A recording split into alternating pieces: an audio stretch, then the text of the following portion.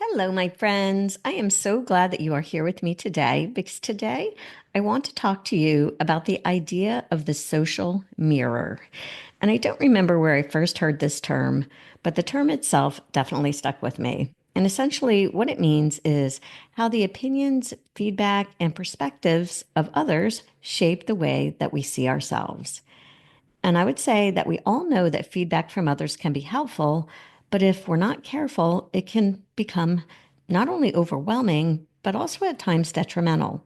Because sometimes what others see in us or say to us can influence our choices more than we realize. And while again, it can be motivating to hear encouragement for sure, relying too heavily on external input can make it harder to stay true to who we are and what we really want. And so, in today's episode, I want to share how to navigate this balance, and I want to talk about the effects of social feedback on our self image and goals, and share practical strategies to help you filter out what isn't helpful and to keep what is. All right.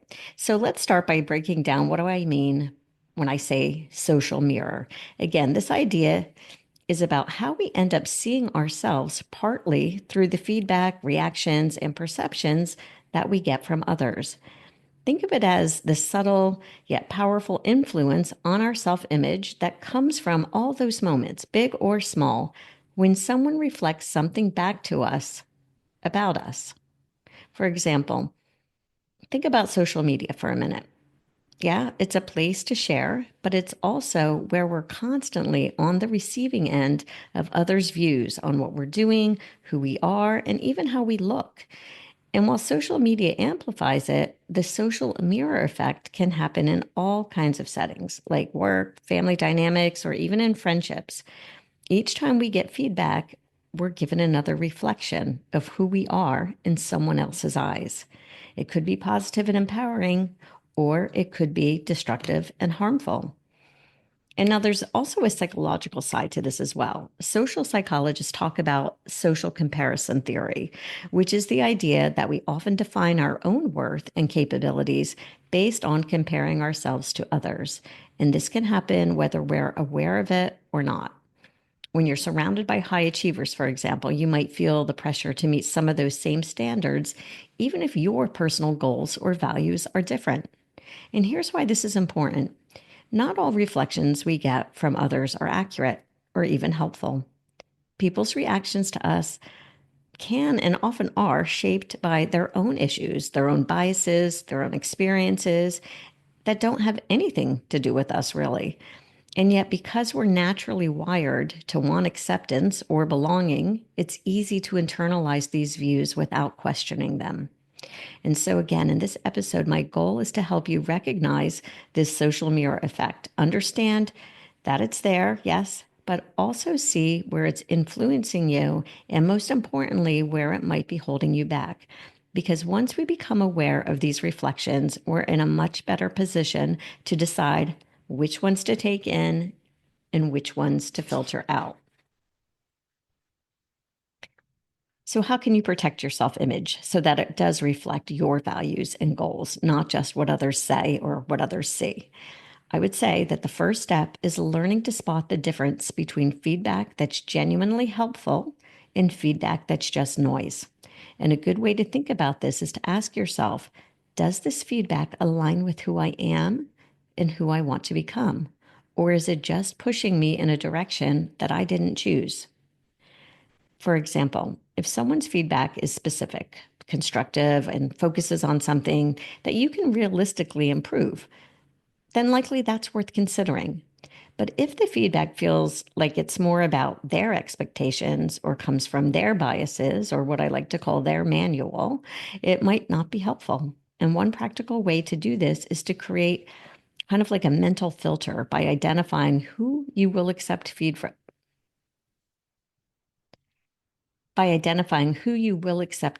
from. You can think of it you can think of it as kind of like having a selective audience. Only those who genuinely understand and respect your goals will make it onto that list. Next, you can practice pausing before you absorb any feedback. I've said it before, and I will Continue to preach it. There is so much power in the pause. When someone gives you input, when someone gives you input or feedback, especially if it's unexpected or critical, take a moment before you respond. Remind yourself that you do not have to accept or reject it on the spot. And this pause lets you separate your initial emotional reaction from a more thoughtful response. It's always, in my opinion, better to respond than to react. So, after you've had a moment, ask yourself a few questions. Is this feedback coming from someone who really understands me? Is it helping me move forward or is it holding me back? If the answers point toward negativity, you have every right to let it go without taking it to heart. Feedback journaling can also be a powerful way to keep track of what you hear. Analyze it, decide what you actually want to keep. When you analyze it and decide what you actually want to keep. Whenever you get feedback, whether it's something you heard at work, a comment from a friend, or even someone online, you can write it down in a journal and then you can spend a few minutes reflecting on it. And again, ask yourself questions like, does this align with my values? Does it support my vision for myself? Is this true? And when you go back to these notes, you'll start to see patterns most likely. Some of the feedback will stand out as consistently positive or valuable, and some of it may seem less relevant or even harmful. This practice will give you a kind of like a record of encouraging feedback. So when you're feeling uncertain, you can look back and remind yourself of what's genuinely supportive. And I remember giving my oldest daughter this advice when she started her first job after college. I told her to keep a record of all the positive feedback that she got at work so that when she was feeling insecure or she made a mistake, she could use those notes and feedback as a reminder of her value and her worth. All right, now let's talk a little bit more about social media. Well, again, it can be inspiring. It can also amplify negative feedback or comparisons. It can be a huge source of unwanted opinions. And one practical way to not compare and despair and to protect your self image is by setting boundaries around your social media use. This could mean unfollowing or muting accounts that trigger your self doubt, trigger comparing yourself, or feeling like you're off track. You can kind of think of it as curating your feed to support your goals, your values, and interests. You're allowed to make social media a space that reflects what uplifts you rather than what tears you down. So don't hesitate to mute or unfollow anyone who doesn't support the direction you're going in. And finally, one of the most powerful strategies is to develop a habit of self validation. Like we say, validation is a nice bonus when it happens, but it's not necessary. And I mean validation by others. So develop a habit of self validation. Because if you're consistently looking outside of yourself for approval, it can be really hard to break that cycle. So instead, try to establish ways to validate yourself and your progress internally. You can start small, like just give yourself credit for even the small steps that you take each day. This could look like writing down 3 things that you accomplished each day, no matter how small they might seem. Or you might have a specific goal. You can keep a progress journal where you note what went well, what you're proud of, what you're learning. Self validation isn't about ignoring others completely, it's about balancing external feedback with an inner acknowledgement of your own progress and worth. And so, again, these are just a few practical ways to filter out unhelpful input and make sure that the feedback you're internalizing aligns with who you truly are and what you're working towards.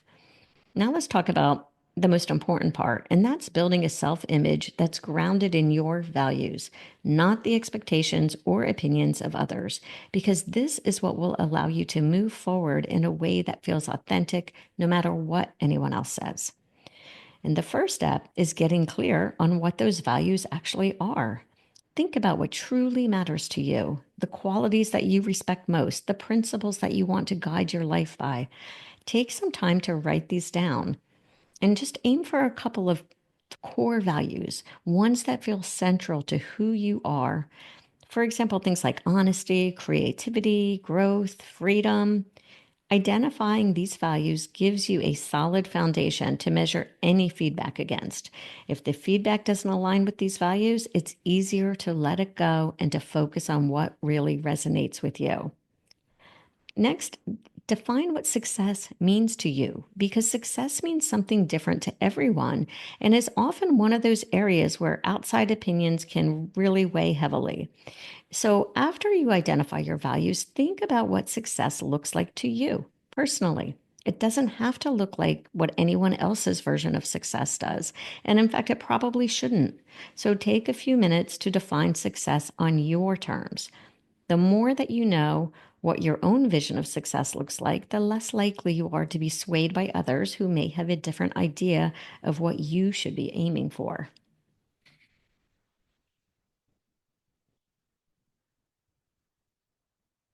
Next, set your goals based on your values, not comparisons. Because when you set goals based on your values, they will naturally align with who you are and where you want to go.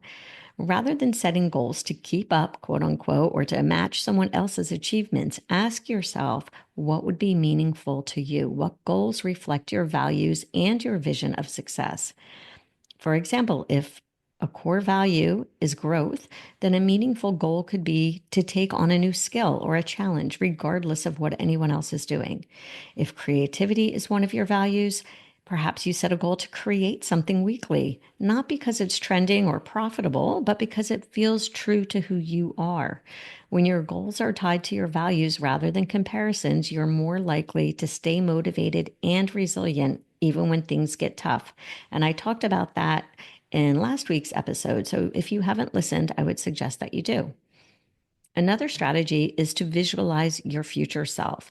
And this is one of my favorite techniques because it can make your values feel really real and achievable. So try visualizing your future self, the person you want to become, based on the values that you've identified. Picture what your life looks like when you're living by these values. Picture what your life looks like when you're living by these values every day. Imagine how you act, the choices you make, and even how you feel about yourself. When you can clearly see yourself living in line with your values, it becomes so much easier to dismiss feedback that does not align with that vision. You are less likely to be distracted by others' opinions because you have a strong, positive image of where you are headed and who you want to become. And finally, make an effort to connect with people who share or respect your values. When the people around you support your vision, it is much easier to stay grounded in who you are because they're not trying to mold you into someone else because they appreciate you for what you stand for. So seek out relationships, whether personal or professional, that uplift you and reinforce your values. And now, this doesn't mean you have to cut off or cut out anyone who thinks differently. I am definitely not suggesting that you live in an echo chamber. But if you're surrounded by people who understand and respect your values, their feedback will be more likely to be aligned with the path that you're choosing. And so before we wrap up, let me remind you of my own story in becoming an artist. When I first started, I had no formal background in art. And as you can imagine, it was easy for me to feel intimidated and out of place. I was constantly comparing myself to others, those with years of experience and formally trained, those with strong social media followings, and those with professional accolades. That comparison was exhausting, and it left me questioning if I was enough. But when I took a step back and I defined what I valued, which was creativity, self expression, and authenticity, it literally changed everything. I realized that success for me wasn't about following the traditional path. My goal was to create work that felt true to me, regardless of how it was received. And over time, this value based approach allowed me to develop a unique style and build a fulfilling and successful art practice that didn't rely on anyone else's standards or approval. And so, as we wrap up, remember the social mirror, it will always be there. People will always have opinions and feedback, but you have the power to decide what feedback to keep and what to let go of. And when you identify your values, When you define success on your own terms and you practice self validation, you will create a foundation for a self image that's truly yours. And from there, you can set goals that actually mean something to you. Visualize the person you want to become and surround yourself with people who respect your journey. Because when you've built this kind of self image, you will find it much easier to filter out any feedback or influence that doesn't serve you. So set yourself up for a path that's truly your own, one that's meaningful, authentic, and most importantly, sustainable. And if you would like a partner in this to help guide you and keep you accountable, reach out or go to my website to find out more about my personalized private coaching and mentoring.